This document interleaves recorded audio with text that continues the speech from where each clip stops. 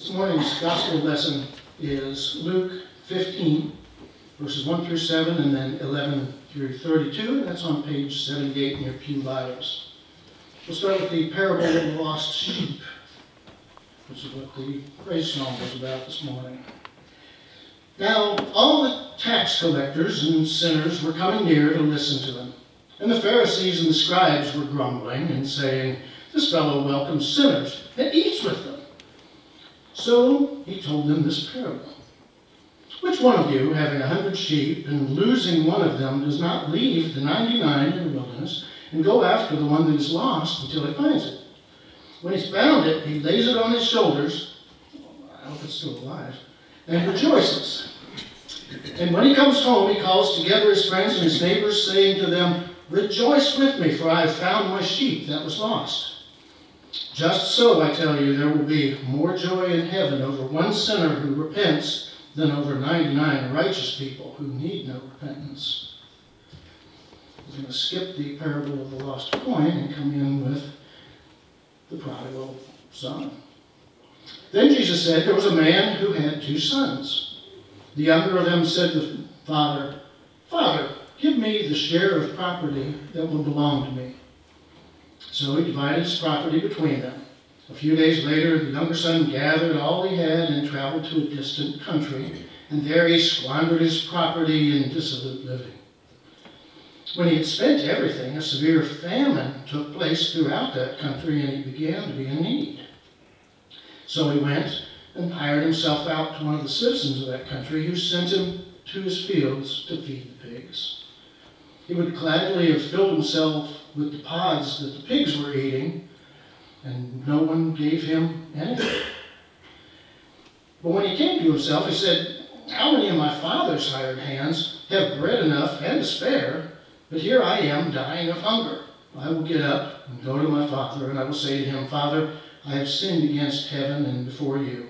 I am no longer worthy to be called your son. Treat me like one of your hired hands.'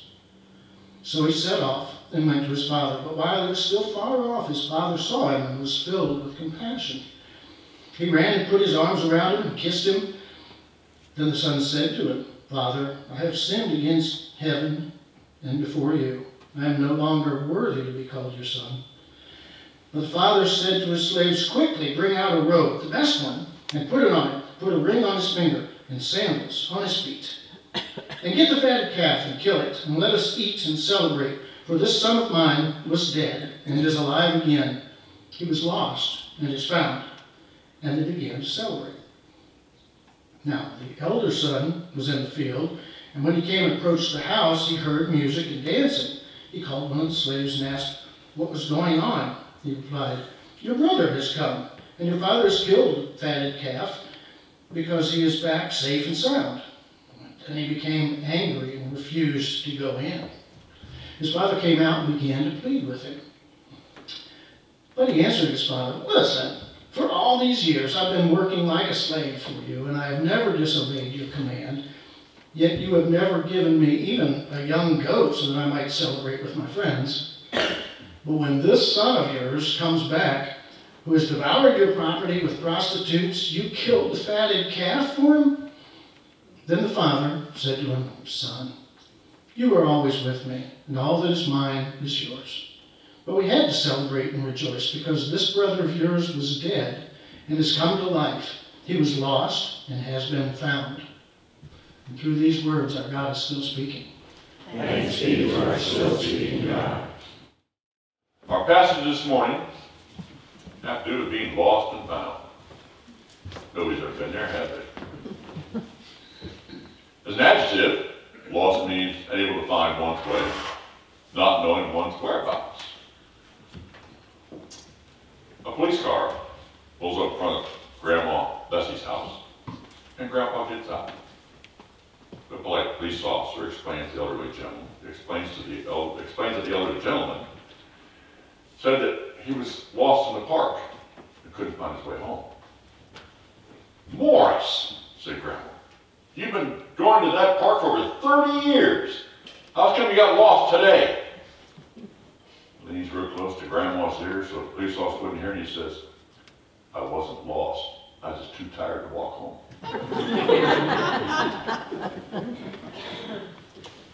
Now sometimes we look at lost as a verb. That means to be deprived of, or cease to have or retain something. Take the new cab driver that lost it mentally one morning. One day, a taxi driver had got touched by a passenger on the shoulder to ask him something. He goes, ah! He goes nuts, loses control of the cab, and jumps over the curb, comes to a screeching halt across the sidewalk, inches from a tree. For seconds, everything is dead quiet. And that driver finally says, "Hey, don't ever do that again. You scared the crap out of me." The pastor apologizes profusely and says, I had no idea to be startled by me tapping you on the shoulder. The little parsons are racing away about 100 miles an hour. Cries, "That's okay. It's okay. I'm sorry. It's not your fault. This is my first day on the job after retiring from my last job." Well, a passenger inquires what his last job was. He's drove a funeral coach for 25 years.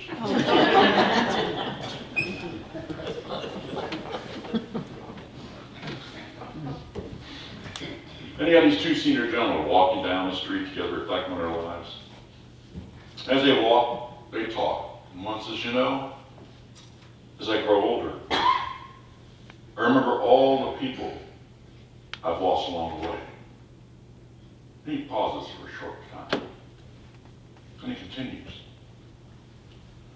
"Maybe being a tour guide wasn't such a good idea after all." We all have at one time or another lost something or someone in our lives. How many have seen that commercial where the couple's sitting there and he's looking for his glasses? No. I love that one. He looks under the couch, looks at the coffee table, looks at his wife, and goes, "Have you seen my glasses?" She looks at him and right on his head. She goes, "No." And you know she's just waiting to bust out. I just love that. How many of you have your glasses on your head to go look for them? Yeah. Today our scripture is about lost sheep and lost son. The setting for these parables has to do with Jesus, who just associates with, tax collectors and sinners. And if he would do that, then he himself would be unclean as they are. These parables emerge from the controversial setting of Jesus defending his ministry of the lost. Religious leaders, the Pharisees, and the teachers were always careful to stay clean according to the Old Testament law. In fact, they actually went above and beyond what was required to avoid certain people and situations in their ritual washings. And Jesus, on the other hand, we've heard, as I told you before, in the message, he took their concept of cleanliness lightly. He risked defilement by touching lepers, and by neglecting to wash the Pharisees' prescribed manner, and to show total disregard for their sanctions against associating with certain classes of people. The Pharisees had a specific name for those who would not keep the laws. They were called people of the land. Thus, this was a definite barrier between them and the Pharisees that was not crossed. Now, some of the regulations in regard to the people of the land stated that you don't trust them with money, take no testament from them, don't make them custody of any charitable funds, don't trust them with the secrets, and don't accompany them on any journey. And a Pharisee could not have them as a guest, or as far as possible have any business dealings with them either. There was quite a few restrictions. So obviously, the Pharisees were downright flabbergasted to see Jesus doing everything they were against. The Pharisees and the teachers of the law looked sadistically toward not saving, but total destruction of a sinner. Jesus had come to offer salvation to sinners, to show that God loved them. He didn't worry about the accusations that were being said about him.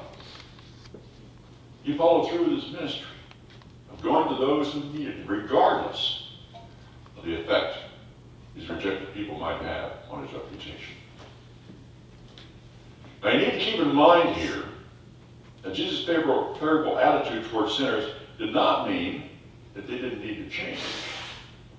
That the very things that Christ didn't acknowledge are the very things that keep Christians today from actually responding to people who are in need of Christ. The parable of the lost sheep is interesting if you start reading it. It said that the flock had 100 sheep in it. Now that's a big flock. It's indicative of a relatively prosperous owner.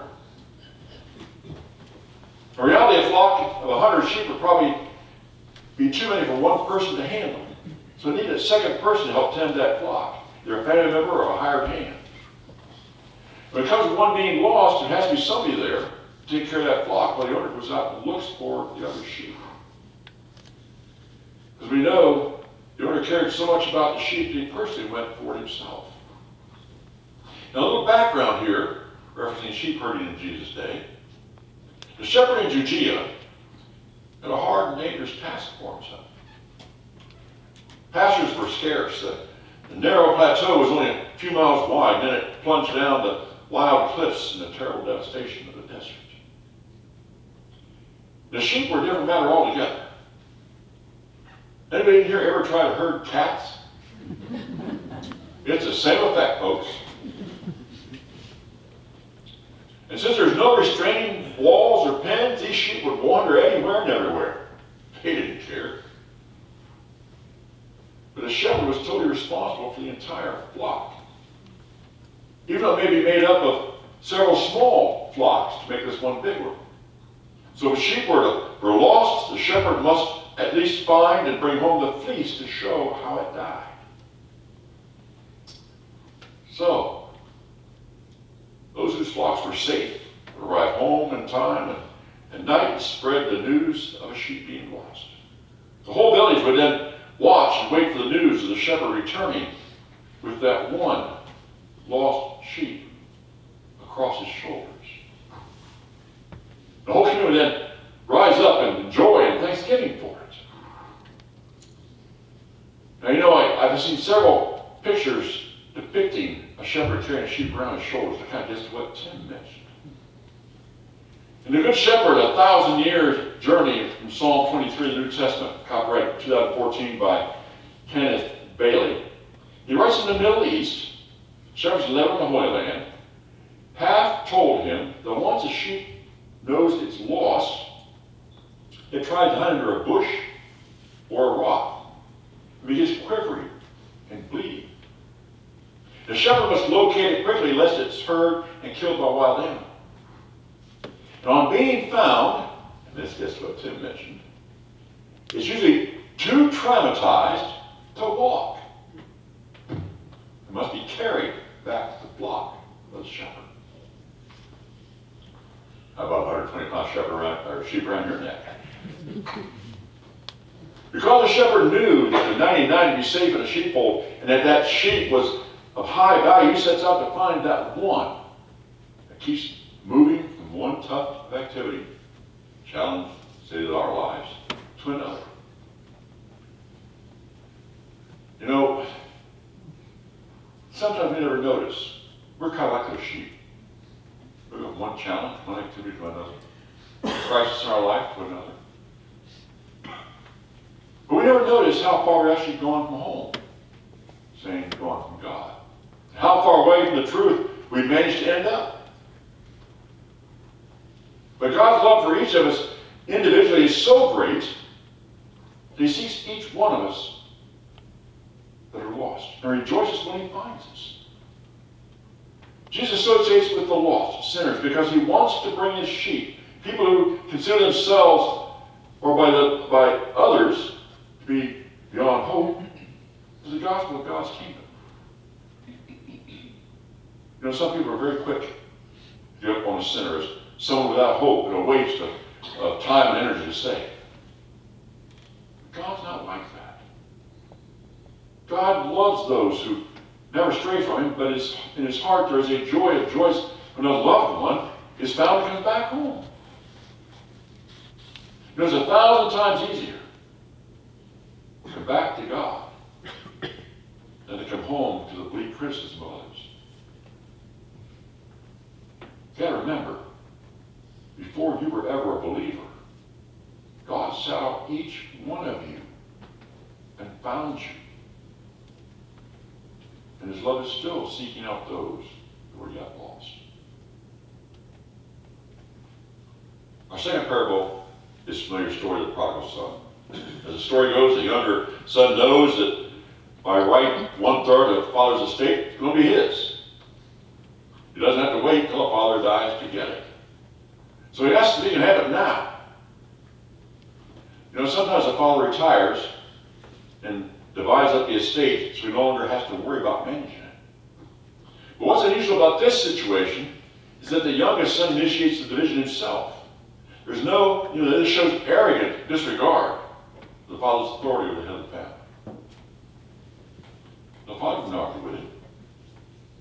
You know, if the son is ever to learn, he must learn the hard way.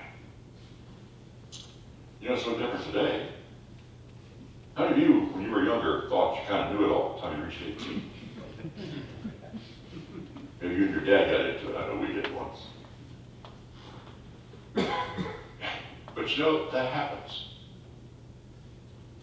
So we find out that by the time we turn 18 to 21, our parents weren't so dumb after all. They were pretty smart people, you know. And as we read, the father grants his son's desire of his share of the estate. As we know from this awfully familiar passage, it doesn't take that young man long to run through his entire inheritance. Now he's unable to even care for himself. Now he's facing the music of life and trying to find the basics of life. You know, it's difficult for us to see something new in this parable of the prodigal son. We've heard this story so many times. It's like in a lectionary every single year. You know, we sometimes think, well, maybe that pastor needs to squeeze about as much out of that as he can get. It's getting pretty dry. Although that was the saying goes, you know, familiarity breeds contempt. We hear the opening words of the parable, as Tim read once again, is, and there was this father with 2 sons. Yeah, well, we've heard that. Oh, heard it, that's enough. The prodigal son is so well known to us, restless and patient for his future happiness. He comes and demands from the father that which he thought was rightfully his. He took that money, went to a far country where he wastes it. He wastes his money, wastes his life, and he ends up doing the most indignant task that you could do, feeding swine. It was then that Jesus says that he came to himself. He rises up in the situation and goes back to the father to be a servant in the household.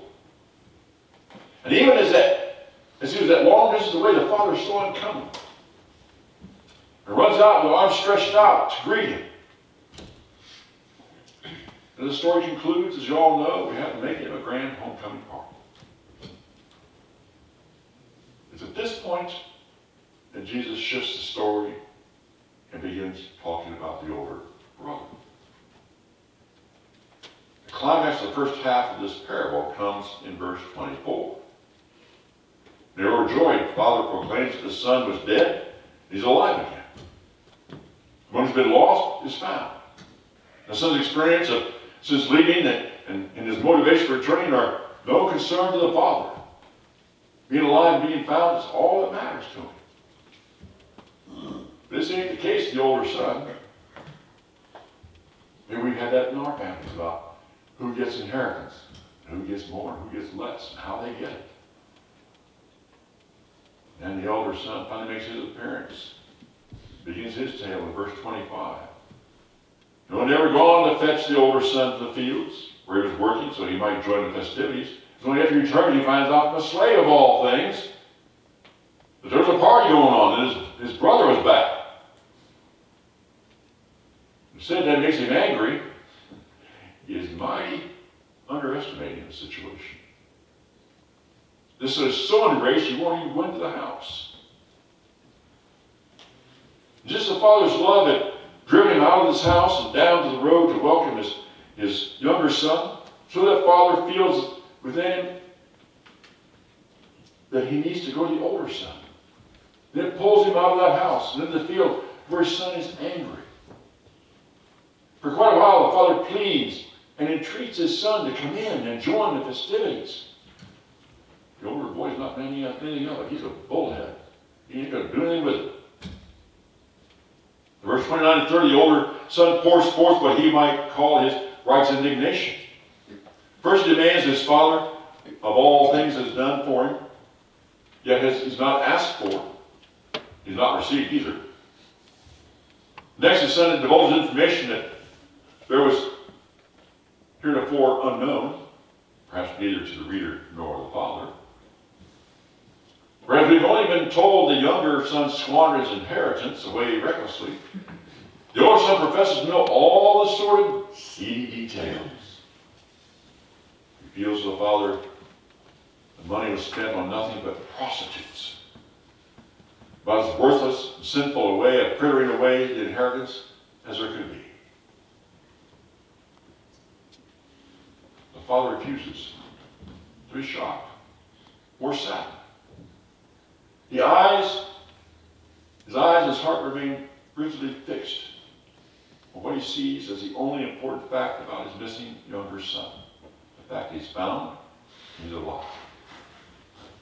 And perhaps to ease the older son's anxieties, the father does careful articulation about the older son having remaining all the goods and property being his. His words assure the elder son that there's a special place in his heart for him and has been undisturbed. The story ends here, leaving a host of unanswered questions for the reader. But what's most shocking about this parable is how it seems to celebrate grace, even at the expense of justice. Just the Pharisees that grumped about Jesus in verse 2, this father welcomes sinners and eats with them. In his excellent book, The Prodigal God, Recovering the Heart of the Christian Faith, published in 2008, Timothy Keller corrects the notion that this classic parable is only about the lostness of the younger brother. In fact, he demonstrates later on and elsewhere, the parable concludes the older brother outside the fellowship of his father. In other words, outside the father's salvation. The real point of this parable is that both the older and younger brothers are lost. They're both lost, just in separate ways. As Keller explains, the hearts of the two brothers were the same. Both sons resented the father's authority and sought ways of getting out from under it. They each wanted to get into a position in which they could tell the father what to do. Each one, in other words, rebelled. But one did so by unbelievably bad behavior, and the other by being extremely good. Both were alienated from the father's heart. Both were lost sons. In this parable, the older brother represents the Pharisees, who were angry and resentful that sinners were being welcomed into God's kingdom. After all, the Pharisees must have thought they were, that they had sacrificed and done so much for God.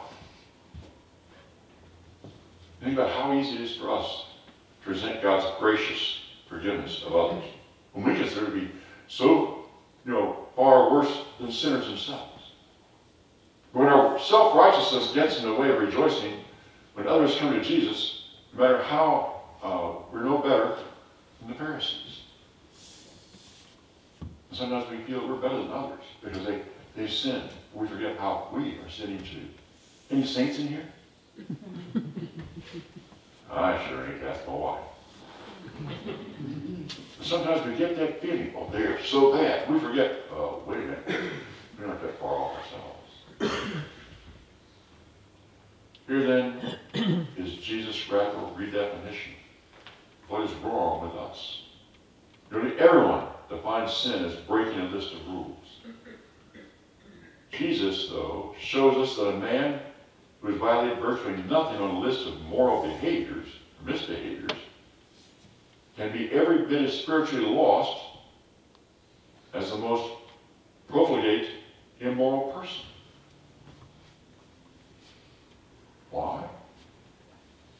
Because sin is not just breaking the rules. It's putting yourself in place of God as Savior, Lord, and Judge. Because each son sought to displace the authority of the Father in his own life. So, our passage today is not to encourage fathers or mothers to be forgiving of their naughty kids any more than the first story was instruction to shepherds. Both stories reveal to us the heart of God, a heart that's broken clean in two by lostness, a heart that sings with joy, as wide as a cosmos, even the silliest sheep, the meanest of sons or daughters.